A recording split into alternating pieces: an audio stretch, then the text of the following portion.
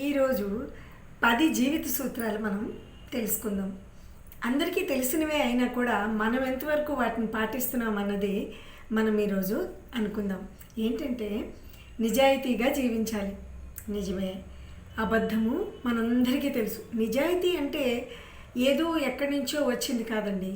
నిజాయితీ అంటే మనము అబద్ధం చెప్పకుండా జీవించడం. అయితే నేటి కాలంలో అబద్ధం చెప్పకుండా జీవించగలరా ఏంటి అని అంటారు. నిజమే, ఎవరికి ఇబ్బంది కలగనంత వరకు పర్వాలేదు. అయితే అబద్ధం చెప్పినప్పుడు ఏంటవుతుందంటే ఒక అబద్ధానికి మరొక అబద్ధం, మరొక అబద్ధానికి మరొక అబద్ధం, అలా అబద్ధాలు చెప్పుకుంటూ ఆఖరికి జీవితం అంతా కూడా అబద్ధాలమయం అయిపోతుంది. కాబట్టి అది నిజం డైరెక్ట్గా చెప్పామనుకోండి, కొంచెం కష్టమైనా కూడా అర్థం చేసుకునే కెపాసిటీ ఉంటుంది. ముఖ్యంగా రిలేషన్స్లోని, ఇంట్లోని ఇవి మనం పాటించాలండి. అలాగే రెండోది ఏంటంటే ఎవరిని కూడా చిన్నచూపు చూడొద్దు. ఎందుకు అంటే చాలామంది అదే పొరపాటు నేను చేస్తూ ఉంటే చూశాను. చిన్న ఉద్యోగస్తులు కావచ్చు, లేదు అంటే చిన్న చిన్న పనులు చేసుకునే వాళ్ళు కావచ్చు, ఇంట్లో పనిచేసే సర్వెంట్స్ కావచ్చు, లేదా ఎవరైనా సరే ఎవరినైనా చిన్నచూపు చూడొద్దు.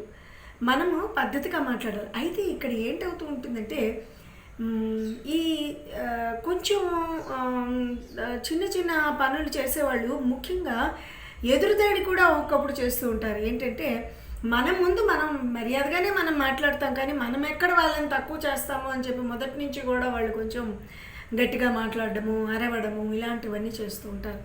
అలాంటి వాళ్ళు కూడా మన చుట్టుపక్కల ఉంటారు, మీరు గమనించే ఉంటారు. అయితే వాళ్ళని మనం మార్చలేం. కానీ ఎందుకంటే ఈ ప్రపంచాన్ని మార్చాలి అనుకొని మనం ఇబ్బంది పడడం కంట మనం జాగ్రత్తగా ఉండి అలాంటి వాళ్ళకి దూరంగా, టాక్సిక్ పీపుల్ అంటారు వాళ్ళని, అలాంటి టాక్సిసిటీకి మనము దూరంగా ఉండాలి ఎప్పుడు కూడా. అనవసరంగా ఈ చిన్న ఉద్యోగస్తులతో కానీ, లేదా చిన్న పనులు చేసుకునే వాళ్ళతో కానీ ఒకవేళ వాళ్ళ బిహేవియర్ రఫ్ అండ్ టఫ్గా ఉన్నప్పుడు మనం ఊరుకోవడం బెటర్. మనం ఏం చేయించాలో అది చేయించడం అంతవరకే తప్పించి ఎక్కువగా వాళ్ళతోటి అనవసరమైన దీనికి వెళ్ళకూడదు, వాదనలకి. అయితే ఇక్కడ మనము ఏంటంటే చిన్న చూపు చూడకుంటే మనం ఏం చేయాలి అన్నది కూడా ముఖ్యం. మనం ఏం చేయాలి? ఇప్పుడు మనమేమో ఎదుటి వాళ్ళు చిన్నవాళ్ళు వీళ్ళు ఏదో చిన్న పని చేస్తున్నారు, లేదా వీళ్ళ దగ్గర డబ్బులు తక్కువగా ఉన్నాయి, ఇటువంటి ఉద్దేశాలతోటి మనము ఎవరిని కూడా తక్కువ చేయకూడదండి. అలా చేయడం వల్ల ఏంటవుతుందంటే చాలా వరకు మనకే తిరిగి ఇబ్బందులు వస్తాయి. కాబట్టి మనం ఎవరిని తక్కువ చేయకూడదు. ఎందుకంటే ప్రతి మనిషి ఒక పుస్తకం లాంటివాడు. ఆ పుస్తకంలో ఏ పేజీలో ఏముంటుంది అన్నది మనకు తెలీదు. ఎవరు ఎంత ఎత్తుకెదుగుతారు, ఎవరు ఏమి చేస్తారు ఫ్యూచర్లో అనేది మనకు తెలియదు. కాబట్టి మనం ఎప్పుడు కూడా ఎవరిని తక్కువ చేయొద్దు. ఇంకొకటి మూడోది ఏంటంటే ముఖ్యమైనది, నేను ఎప్పుడూ చెప్తాను అందరికీ కూడా, సమయం విలువ తెలుసుకోవాలి. అయితే చాలామంది ఏంటనుకుంటూ ఉంటారంటే విద్యార్థులు లేదా చదువుకునే వాళ్ళు లేదా ఏదైనా జాబ్ సంపాదించే వాళ్ళు మాత్రమే అని అనుకుంటారు సమయం విలువ ప్రతి వాళ్ళకి తెలుసుకోవాలండి. ప్రతి వాళ్ళు తెలుసుకోవాలి. అంటే ఏంటంటే సమయం విలువ ఎందుకు తెలుసుకోవాలి? ఏ ఏజ్లోనైనా 60లో ఉన్నా, 70లో ఉన్నా, 80లో ఉన్నా, 50లో ఉన్నా మనం ఏ విధంగా మన సమయాన్ని చక్కగా ఫ్రూట్ఫుల్గా ఉపయోగించుకుంటున్నాము అన్నది చాలా ముఖ్యం. ఎందుకంటే ఈరోజు గడిచిన నిమిషం మరి చచ్చినా తిరిగి రాదు. కాబట్టి ఈ రోజులో బ్రతకడం మనము నేర్చుకోవాలండి. కాబట్టి సమయం విలువ అందరూ తెలుసుకోవాలి. నేను ఇప్పుడు ఇంకేం చేయాలి, చాలామంది అనుకుంటూ ఉంటారు కొంచెం ఏజ్ అయిపోయాక, నేను ఇప్పుడు ఇంకేం చేయాలి, అన్నీ అయిపోయాయి, అన్ని బాధ్యతలు తీరిపోయాయి, ఇంకా నేను ఏం చేయాలి, అలాంటి నిరాశలో పడద్దు. ఎప్పుడు ఏ వయసుకి తగింది ఏదో ఒకటి ఉంటూనే ఉంటుంది. మనం ఏదో ఒకటి క్రియేట్ చేసుకొనైనా సరే మనము యాక్టివ్గా ఉండాలి. ముఖ్యంగా సమయం విలువ తెలిసిన వాడు ఎప్పుడూ కూడా యాక్టివ్గానే ఉంటాడు. కాబట్టి సమయం విలువ తెలుసుకోవాలి. నాలుగోది ఏంటంటే మాట ఇచ్చాము అంటే ఆ మాట మీద నిలబడాలండి. చాలామంది మాట తప్పుతూ ఉంటారు చిన్న వాటికి, అనవసరం కదా. మనం ఏదో పెద్ద ఏదైనా లీడర్సా లేదా ఏదైనా కాదు, ఎవరైనా సరే, ఈవెన్ లీడర్స్ కూడా చూడండి, ఒకసారి అబ్జర్వ్ చేయండి. ఎవరైనా మాట ఇచ్చారు అంటే మ్యాక్సిమం వాటిని ఫుల్ఫిల్ చేయడానికి ప్రయత్నిస్తారు ప్రతి లీడర్స్ కూడా. ఎందుకు అంటే మన మీద ఒక నమ్మకంతో మనని గెలిపించారు కాబట్టి ప్రజలు మనం ఆ నమ్మకాన్ని ఉంచుకోవాలి కదా అని వీలైనంత వరకు ప్రయత్నిస్తారు. మనం నిత్య జీవితంలో కూడా మనం అదే చేయాలి. ఎవరో పెద్ద లీడరే కావక్కర్లేదు, మనం కూడా సామాన్యులుగా కూడా మనము ఎప్పుడూ కూడా మాట ఇచ్చాము అంటే దాని మీద నిలబడాలి, లేదు అంటే మాట ఇవ్వకూడదు. ఎందుకు అంటే మన మీద నమ్మకం పోతుంది. వాడు అలాగే చెప్తాడు రా, రేపేమో ఇంకేదో అంటాడు అనే విధమైన చులకన భావం మన మీద ఏర్పడుతుంది. అలాగే ఇంకొకటి ఏంటంటే అందరూ కూడా ఏమంటారంటే మనసు మంచిగా ఉండాలి, ధనాందేముంది అని అంటారు. కానీ నేనైతే అది ఒప్పుకోను. మనిషికి మనసుతో పాటు ధనం కూడా ఉండాలండి. అయితే డబ్బు మనిషి అని కాదండి, ప్రతి మనిషికి నేను ఇంతకు ముందే ఒక వీడియోలో నేను చెప్పాను ఏంటంటే మనం పుట్టినప్పుడు మనకి ధనం ఖర్చు అవుతుంది, చనిపోయినప్పుడు మనకి ధనం ఖర్చు అవుతుంది. మనం బ్రతికి ఉన్నంత కాలము మనతో పాటు ఖర్చు పెట్టేది ఒక్కటే ధనం. మనం ఏది తీసుకురాలేదు, ఏది తీసుకువెళ్ళము. కానీ మనకి ధనం అనేది మాత్రం ఖచ్చితంగా ఉండాలి. లేదు అంటే మాత్రం సమాజంలో పరపతి ఉండదు. ముఖ్యంగా మనము ఏదైనా ఒక పని చేయాలి అంటే కూడా డబ్బు చాలా అవసరం. కాబట్టి అయితే డబ్బుతో పాటు విలువలు కూడా ఉండాలి. విలువలు పోయిన డబ్బు దేనికి పనికిరాదు. కాబట్టి మనము రెండూ ఉండాలి మన దగ్గర. ఒకటి ధనము, ఇంకొకటి మనసు. మనసు మంచి చేయాలి, ఎదుటి వాళ్ళకి హారం చేయకూడదు, అనవసరమైన నష్టాలు చేయకూడదు. ఇటువంటివన్నీ కూడా మనము ఆలోచించాలి. ఆరోది ఏంటో తెలుసా, మనము ఎప్పుడు కూడా తప్పులు చేయకూడదు అని అనుకోవాల్సిన అవసరం లేదు. తప్పులు చేస్తూనే ఉంటాం, మనం ఎంత జాగ్రత్తగా ఉన్నా చేసుకుంటాం. అయితే ఆ తప్పుల నుండి మనం పాఠం నేర్చుకోకపోవడం మన తప్పు అనమాట. ఏదైనా ఒకటి జరిగింది అంటే మన జీవితంలో ఆ తప్పు నుంచి మనం ఖచ్చితంగా నేర్చుకోవాలండి పాఠాలు. ఎవ్వరు ఎవరికి చెప్పేవి కావు. ఎందుకంటే చూడండి, స్కూల్లో చదువుకుంటాం, కాలేజీలో చదువుకుంటాం, తర్వాత మాస్టర్స్ చేస్తాం, డిగ్రీస్ చేస్తాం. కానీ మనిషి ఎలాగ బ్రతకాలి అవన్నీ నేర్చుకోవాల్సింది మాత్రం మనము సమాజంలో మనం బ్రతుకుతూ ఎక్స్పీరియన్స్తో నేర్చుకోవాల్సినవి ఇవన్నీ. ఎందుకంటే ఏ స్కూల్ పాఠాలు కానీ ఏ కాలేజీ పాఠాలు కానీ ఇవి నేర్పించవు. మనిషితో ఎలా మెసులుకోవాలి అనే విలువలు మనమే నేర్చుకోవాలి. కాబట్టి తప్పుల కోసం బాధపడొద్దు. ఒకవేళ పొరపాటు, తప్పు చెయ్యమని నేను అనట్లేదు, పొరపాటు జరగవచ్చు, మనం కాబట్టి సహజం. ఆ తప్పుల నుండి మాత్రం పాఠాలు ఖచ్చితంగా నేర్చుకోండి. జీవితంలో మళ్ళీ రిపీట్ చేయకూడదు. ఒకవేళ మనం మళ్ళీ రిపీట్ చేసామనుకోండి, ఇంకా మనని ఎవరు కూడా కాపాడలేరు అనమాట.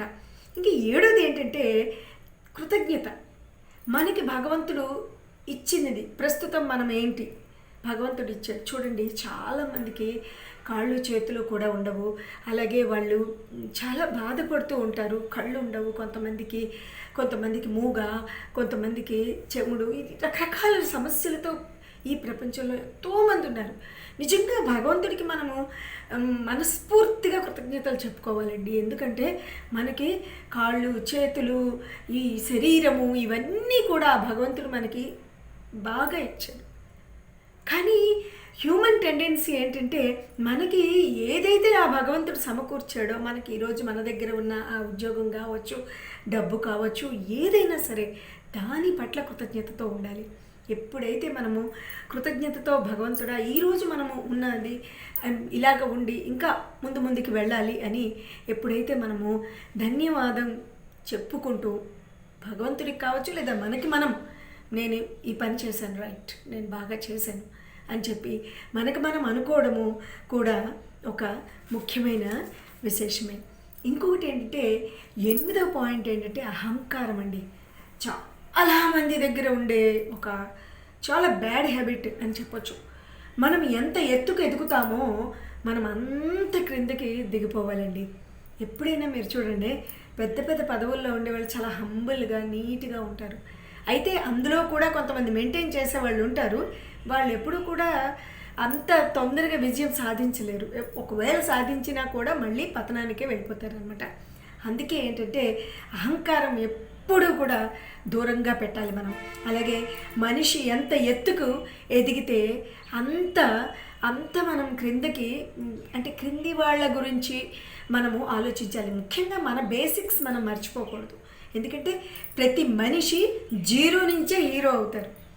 ఎక్కడో కొంతమంది ఉంటారు ఏంటంటే హీరో ప్లస్ హీరో అనమాట.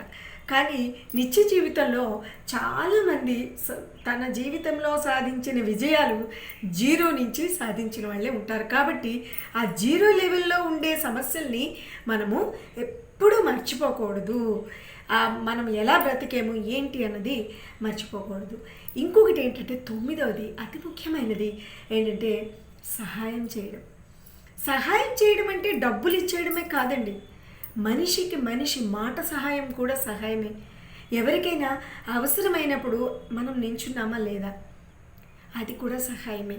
మనము వీలైనంత ప్రతి వ్యక్తి ఏమనుకుంటారంటే సహాయం అనగానే డబ్బు సహాయమే. డబ్బు సహాయం ఎవరు కూడా చెయ్యలేరు. ఎంతో 10, 20, 1000, 1,00,000 అంతవరకే, కానీ అంతకు మించి ఎవరు చేయలేరు. కానీ అదే వ్యక్తికి పెర్మనెంట్గా ఏదైనా మనం సహాయం చేయగలిగితే అది అతి ముఖ్యమైన సహాయం. ఎందుకంటే మనిషి మనుగడకి అది ఉపయోగపడాలి. అంతేగాని ఈరోజు ఒక 10 రూపాయలు ఇస్తే అది దేనికి పనికిరాదు, ఆ రోజే ఖర్చు అయిపోతుంది. కానీ ఆ వ్యక్తికి మనం చేసిన సహాయం జీవితాంతం అతనికి గుర్తుండిపోతుంది. అయితే కొంతమంది గుర్తుంచుకోరు, వదిలేయండి, మనకు అనవసరం, అసలు నెగిటివ్ అనవసరం, పాజిటివ్గానే ఉన్నప్పుడు మనం ఏదైనా చేయగలిగిన సహాయం మనము చెయ్యాలి. అప్పుడు ఏం జరుగుతుందో తెలుసా? అతి ముఖ్యమైనది, మనం ఎదుటి వాళ్ళకి ఇలా ఇచ్చినప్పుడు లేదా సహాయం చేసినప్పుడు భగవంతుడు మనకి 2 చేతులతో ఇస్తాడు. కాబట్టి మనము చేసే సహాయము ఒక విధమైన స్వార్థమే అనుకోండి, పోనీ ఆ సహాయము ఎదుటి వ్యక్తులకి ఉపయోగపడుతుంది. ఎదుటి వ్యక్తులకు ఉపయోగపడేటప్పుడు ఆటోమేటిక్గా వాళ్ళ తాలూకా ఏవైతే మనని బ్లెస్ చేస్తారో దీవెనలు మనకు కూడా ఉపయోగపడతాయి అన్నమాట.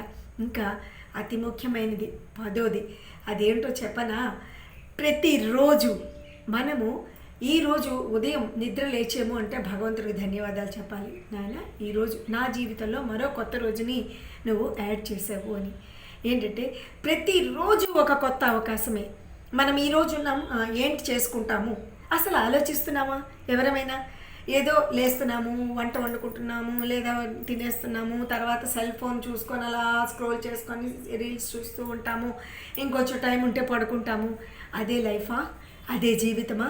ఒక్కసారి ఆలోచించండి. ఎవరైనా సరే ఉద్యోగమే చేయక్కర్లేదు, ఏదో ఒక పని మనం చేసేటప్పుడు జీవితము మనకే ఒక ఏంటంటే సాటిస్ఫాక్షన్ ఉంటుందన్నమాట.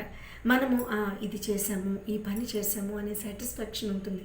కాబట్టి చాలామంది ఈవెన్ హౌస్ వైఫ్స్ కూడా ఏదో ఒక పని చేద్దామని అనుకుంటారు. అయితే వాళ్ళని గుర్తించాలి. ఇంట్లోని ఉండే ఆడవాళ్ళని కూడా గుర్తించాలి.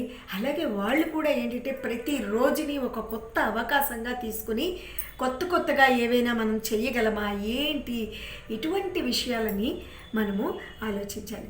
సో జీవితము అంటే ఏదో కాదండి, జీవితంలోని కొన్ని సూత్రాల మీదే మనం బ్రతకగలం. మన జీవితాన్ని విజయం వైపు తీసుకెళ్లాలన్నా, అపజయం వైపు తీసుకెళ్లాలన్నా, బాధలలోకి తీసుకెళ్లాలన్నా, సుఖాలు రావాలన్నా, ఏదైనా సరే ముందు మనమే ముఖ్యం. మన ఆలోచనలు, మనం చేసే ప్రతి పనులు. అయితే ప్రతి మనిషి కూడా ఇవన్నీ చేయగలడా? చేయలేకపోవచ్చు. ప్రయత్నిద్దాము, ఏమైంది? అన్నీ చేయగలము, నేనే perfect, nobody is perfect కదా. మనం ఎన్నోసార్లు నేను చెప్తూ ఉంటాను, అందుకే ఎవ్వరూ పర్ఫెక్ట్ కాకపోవచ్చు, కానీ కొంతవరకైనా ప్రయత్నిస్తే మనం ముందు సంతోషంగా ఉంటాం. మనం సంతోషంగా ఉంటే మన కుటుంబం సంతోషంగా ఉంటుంది, మన కుటుంబం సంతోషంగా ఉంటే సమాజం సంతోషంగా ఉంటుంది, సమాజం సంతోషంగా ఉంటే ఈ మొత్తం మన రాష్ట్రం సంతోషంగా ఉంటుంది, మన రాష్ట్రం సంతోషంగా ఉంటే అన్ని రాష్ట్రాలు బాగున్నట్టే అనిపిస్తాయి, అన్ని రాష్ట్రాలు సంతోషంగా ఉంటే మన దేశం బాగుంటుంది, మన దేశం బాగుంటే ప్రపంచమంతా బాగుంటుంది కదండి. సో ఒక్కసారి ఊహించుకోండి, ఎంత మంచి ప్రపంచం మనకు కావాలి కదా, ఈ అనవసరమైనవి లేకుండా. సో ఈ మంచి మాటలతో మన జీవితం మార్చుకుందాం అందరం కూడా. అలాగే మన జీవితంలో వచ్చిన ప్రతి రోజును కూడా మనము ఫ్రూట్ఫుల్గా అందరికీ ఉపయోగపడే విధంగా, మనకి ముఖ్యంగా ఉపయోగపడే విధంగా చేసుకుందామండి. Thank you very much. నా మాటలు విన్నందుకు. కొన్నైనా మీ మనసుకి తాకితే ఒక చిన్న లైక్, ఒక చిన్న సబ్స్క్రైబ్ అండ్ ఒక చిన్న కామెంట్ పెట్టండి. నేను ఖచ్చితంగా మీ కామెంట్ చూస్తాను. నాకు కూడా సరదాగా ఉంటుంది. మరిన్ని మంచి మాటలు మనం మాట్లాడుకుందాం. నా జీవితమే కాదు, నాతో పాటు ఉండే మీరందరూ, మీ అందరి జీవితాలలో కూడా మాతో కూడా నేను ముడిపడి ఉన్నాను ఇండైరెక్ట్గా. ఎందుకు అంటే నేను మాట్లాడేది చూసే ప్రతి వ్యక్తి నాకెంతో ఆత్మీయులు. ఎందుకు అంటే వాళ్ళు చూస్తున్నారు అంటే వాళ్ళకి ఇష్టపడే చూస్తున్నారు కదా, ఈ మాటలో ఏదో కొంత ఉంది అని. అలాగే నేను కూడా వీళ్ళందరూ చూస్తున్నారు, నా కోసం ప్రతిరోజు ఎదురు చూస్తారు. ఉదయం ఏదో ఒక మాట, నా మనసులో మాట ఒక విధంగా చెప్పాలంటే పెట్టాలి అని నాకు అనిపిస్తూ ఉంటుంది. థ్యాంక్ యూ వెరీ మచ్ అండి. జీవితం చాలా చిన్నది. ఈ చిన్న జీవితాన్ని హ్యాపీగా సంతోషంగా బ్రతుకుదాము. అందరం కూడా హాయిగా హ్యాపీగా జీవితం వెళ్ళిపోవాలని మనస్ఫూర్తిగా కోరుకుంటున్నాను. Thank you very much. మీ పద్మలత కొఠి.